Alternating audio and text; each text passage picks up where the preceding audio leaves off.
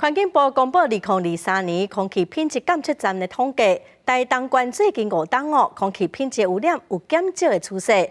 去年有349天拢是好天真做是全国空气品质上好的县市。昨有美国 NASA 飞轮机嘛伫台湾的天顶在量测空气品质来进行亚洲地区的研究。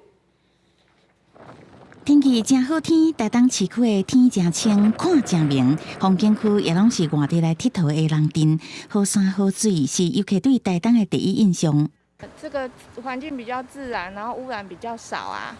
对啊，会比较吸引。是，好山好水。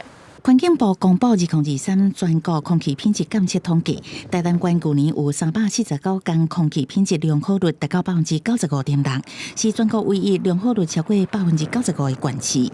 县政府阁讲，台东县已经连续10年维持全台湾上清气空气的县市，主要是当年编列400多万，佮争取第8号全局支援经费。伫美南溪的水产防治防备沙土粉，佮伫全县设立3个空品管制区，用监视器加强此地排放空污车辆，而且粪扫分化厂经过1年营运测试，空气污染的排放监控比国家标准更较严。这种的成果是全国的模范，也希望争取代表台湾甲亚洲各国进行评比，成为亚洲空气品质的模范城市。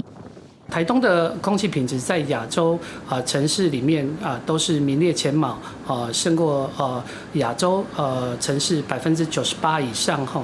那我们会努力的持续参与这样子的国际事务。环保局表示，国际的评比是以各国的首都做对象，会向环境部建议未来参加国际环境评比，会当予台东县这项的成果，予世界各国看会到。记者综合报道。